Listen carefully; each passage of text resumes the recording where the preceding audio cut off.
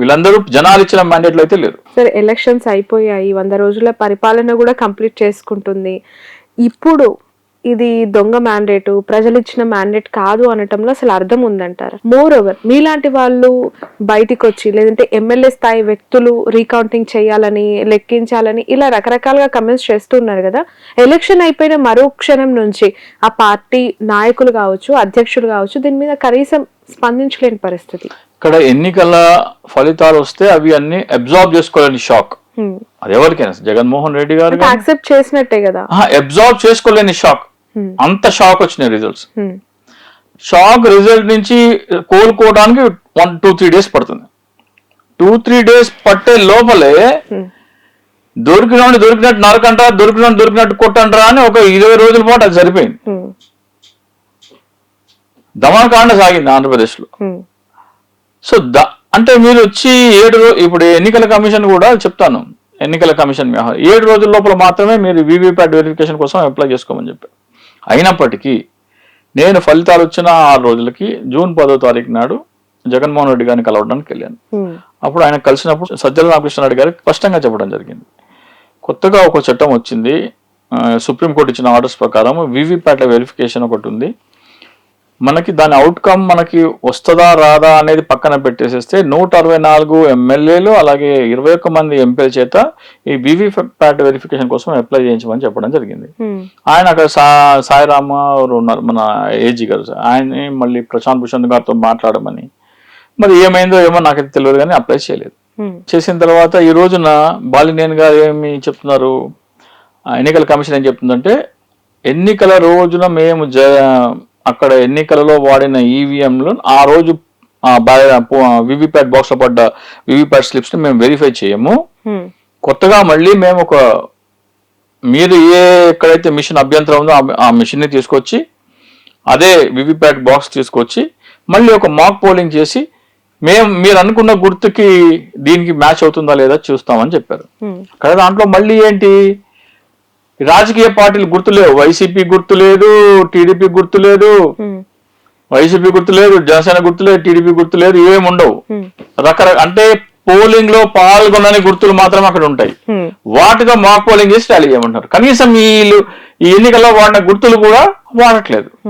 అసలు ఈ ఏడీఆర్ అనే సంస్థ ఎప్పుడైతే కోర్టులో ఇది వేసిందో మీకు ఎన్నికలలో వీవీప్యాట్స్ వెరిఫై చేయాలని, సుప్రీంకోర్టు పిలిపించింది వాళ్ళని. జస్టిస్ సంజీవ్ ఖన్నా, జస్టిస్ దీపాంకర్ దత్ గారి బెంచ్ ఏం చేసిందంటే, ఎన్నికల కమిషన్ వాళ్ళని రమ్మంటే ఎన్నికల కమిషన్ అడిగారు, ఇట్లా మరి ఏడీఆర్ అనే సంస్థ మొత్తం వీవీప్యాట్లు లెక్కించాలని కోరుతున్నారు అంటే, ఎన్నికల కమిషన్ తరఫున వాళ్ళు చెప్పింది ఏంటంటే, వీవీప్యాట్లు లెక్కించడం సాధ్యం కాదు, చాలా సమయం పడుతుంది అన్నారు. అది ఎంతటి స్టూపిడ్ క్వశ్చన్ ఆన్సర్ చూడండి. మనం కరెన్సీ నోట్ లెక్క పెడతాం, కరెన్సీ నోట్ లెక్క పెడితే 100 బండలు లెక్క పెట్టడానికి 1 మినిట్ పడుతుంది, గంటలో 60 బండల్స్ లెక్క పెట్టచ్చు. అంటే 6,000 కరెన్సీ నోటు మీరు గంటకి లెక్క పెట్టచ్చు. సో గంట మొత్తం లెక్క పెట్టడం కష్టం అవుతుంది కాబట్టి పావు గంటకు ఒక 5 నిమిషాలు రెస్ట్ తీసుకున్నా కానీ గంటలో 4,800 ఒక మనిషి లెక్క పెట్టాడు. 10 మంది కూర్చుంటే 45,000, 45,000 ఇంటూ 4 వేసుకుంటే 1,80,000 కంటే ఎక్కువ పోలేం కాలేదు మనకి. ఇక్కడ 4 గంటల్లో లెక్క పెట్టచ్చు. సో ఎన్నికల కమిషన్ సుప్రీంకోర్టుని కూడా తప్పుదో పట్టించింది. ఇది లెక్క పెట్టడం సాధ్యం కాదనో, లేకపోతే లెక్క పెట్టడం చాలా సమయం తీసుకుంటుందో పచ్చి అబద్ధం. అది అయిపోయిన తర్వాత మీరు వీవీప్యాట్లు ఇప్పుడు మాక్ పోలింగ్ చేసి దాంతో కంపేర్ చేస్తామంటున్నారు. అలాగే అంటే మీరు ఫీజు ఒకటి నిర్ధారించమని ఎన్నికల కమిషన్ చెప్తే ఒక్కొక్క పోలింగ్ స్టేషన్ కి 47,200 రూపీస్ మీకు ఫీజు పెట్టారు వెరిఫికేషన్ కి. మీరు ఎన్నికల్లో నియోజకవర్గం పోటీ చేయడానికి 25,000 ఎంతో డిపాజిట్ కట్టాలి మీరు. ఒక్కొక్క నియోజకవర్గంలో 200 పోలింగ్ స్టేషన్లు అంటే ఒక్క పోలింగ్ స్టేషన్ కి మీరు వెరిఫికేషన్ కి 47,200 పెట్టారు.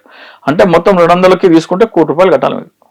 అసెంబ్లీకి, పార్లమెంట్ కి 7 కోట్లు కట్టాలా, ఆ స్థాయిలో ఫీజు పెట్టారు. ఏంటి, ఎవడు అప్లై చేయకూడదు, ఎక్కువ ఫీజు పెడితే ఎవడు అప్లై చేయడు, ఖర్చుతో కూడుకుంది.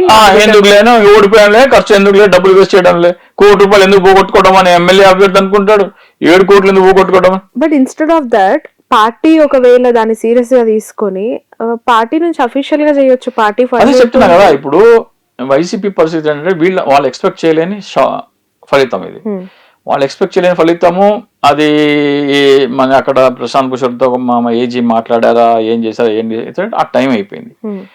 ఆ టైం అంటే 2 రోజుల లోపల ఈ ప్రొసీజర్ మొదలు పెట్టినప్పటికీ ఇక్కడ రాష్ట్రంలో ఏ ఎమ్మెల్యే మీద ఇప్పుడు ఎవరో 2 ఎమ్మెల్యేల కాళ్ళు తగలబెట్టలేదు, ఎవరో ఇళ్ల మీద రాళ్లు విసరలేదు, ఎవరెవరిని ఎంతమందిని కార్యకర్తల మీద హత్యలు చేయలేదు. ఇవి చూసుకుంటారా లేకపోతే అది చూసుకుంటారా? ఎన్నికల కమిషన్ లో ఎన్నికలలో మీకు ఏదైనా సరే అవకతవకలు జరిగితే రిప్రజెంటేషన్ ఆఫ్ పీపుల్స్ యాక్ట్ ప్రకారము ఆ అవకతవకల మీద మీరు అభ్యంతరాలు కోర్టుకు వెళ్ళడానికి మీకు ఇచ్చిన సమయం 45 రోజులు. వీవీప్యాట్లకి 7 రోజులు ఇచ్చారు.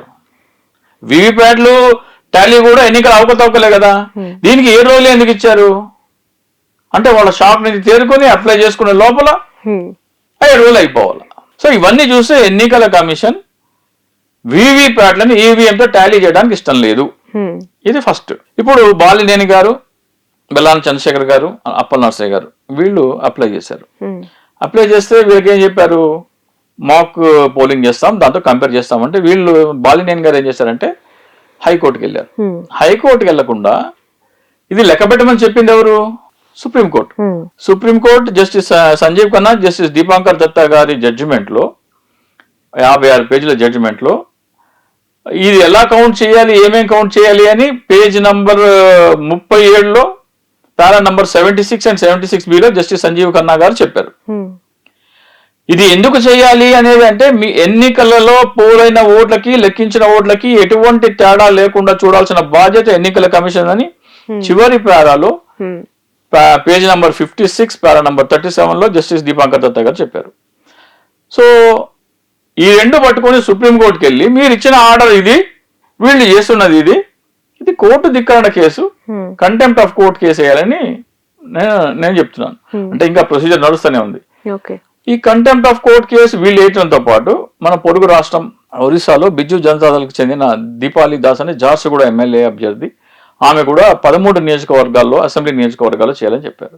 అలాగే కాంగ్రెస్ చెందిన హర్యానాలో ఈ 2, హర్యానాలో కర్నాల్ ఒకటి, ఫరీదాబాద్ ఒకటి, ఛత్తీస్గఢ్ లో కాంకేర్ అనే ఒక ఊరు, ఇక్కడ 3 లోక్సభ అభ్యర్థులు, అలాగే డిఎండికేకి చెందిన ఒకళ్ళు, వీళ్ళందరినీ కలుపుకొని కంటెంప్ట్ ఆఫ్ కోర్ట్ వేస్తే ఈజీ అవుతుంది కదా.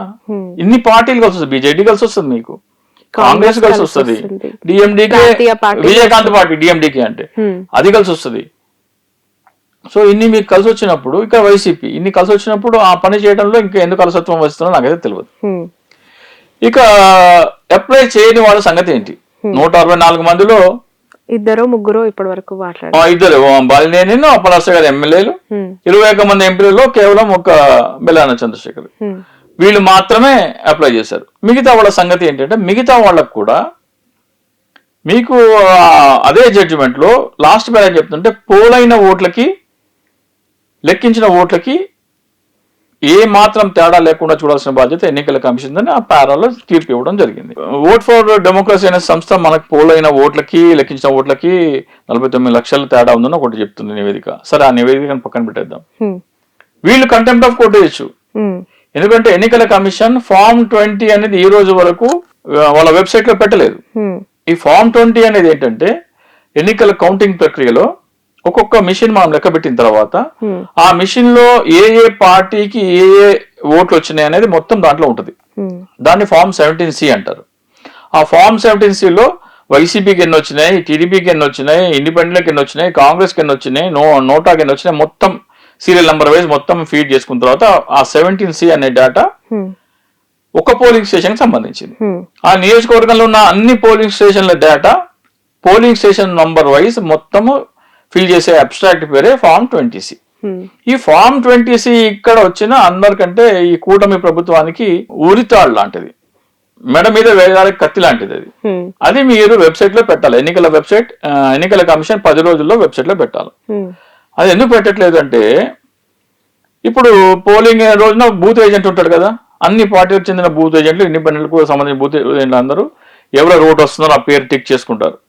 వాళ్ళ దగ్గర ఓటర్ లిస్ట్ ఉంటుంది, వాళ్ళ పేరు టిక్ చేసుకుంటారు. అట్లా ఎంతమంది ఓటు పోలైనా వాళ్ళ దగ్గర ఒక డేటా ఉంటుంది. ఇప్పుడు ఫర్ ఎగ్జాంపుల్ వెంకటాపురం అనే గ్రామంలో 1000 ఓట్లు ఉన్నాయి. 1000 ఓట్లు ఉంటే పోలైంది 700 ఓట్లే. 700 ఓట్లు. ఇప్పుడు ఫామ్ 20 కనుక అప్లోడ్ చేస్తే ఆ వెంకటాపురం అన్న గ్రామంలో పోలైన ఓట్లు 700 అని చెప్పేసి బూత్ ఏజెంట్ దగ్గర డేటా ఉంటే వీళ్ళ దగ్గర 850 900 పోయినట్టు వీళ్ళ దగ్గర ఉన్నదనుకోండి, దొరికిపోతారు. అది కాకుండా ఆ వెంకటాపురం అనే గ్రామంలో ఈ పోలైన 700 ఓట్లలో ఎవరెవరు ఏ ఏ పార్టీకి ఎన్ని ఓట్లు వస్తాయో అందరికీ చూచాయిగా అంచనా ఉంటుంది. సిటీలు అంటే కష్టం, కానీ పల్లెటూరులో అయితే ఖచ్చితంగా ఒక అంచనా ఉంటుంది. ఈ 700 ఓట్లలో వైసీపీకి 450 500 రావాలా, టీడీపీకి 200 రావాలా, కాంగ్రెస్ ఒక 30, నోటాకు ఒక 5, ఇండిపెండెంట్ 1-6 వస్తాయి. అది వాళ్ళ అంచనా. కానీ ఈ ఫామ్ 20 అప్లోడ్ చేస్తే ఈ వెంకటాపురం అనే గ్రామంలో వైసీపీకి 5 ఓట్లు వచ్చినాయి, టీడీపీకి 700 ఓట్లు వచ్చినాయని ఉంటది. లేదా వైసీపీకి 5 ఓట్లు వచ్చినాయి, టీడీపీకి 500 ఓట్లు వచ్చినాయి, కాంగ్రెస్ కి 200 ఓట్లు వచ్చినాయి ఉంటది. అప్పుడు ఈ వెంకటాపురం అనే ఊళ్ళలో అందరు ప్రజలు గగ్గోలు పెడతారు, ఇదేంది మేము ఓట్లు వేసింది వైసీపీకి అయితే ఇక్కడ టీడీపీకి కాంగ్రెస్ ఎట్లా పోయినాయని వెంకటాపురంలో ప్రశ్న. అట్లా ఆంధ్రప్రదేశ్ రాష్ట్రం మొత్తం బగ్గుమంటది. ఏ రోజైతే ఫామ్ 20 మీరు అప్లోడ్ చేసినారో ఆ రోజున కూటమికి బతుకు బస్ స్టాండ్.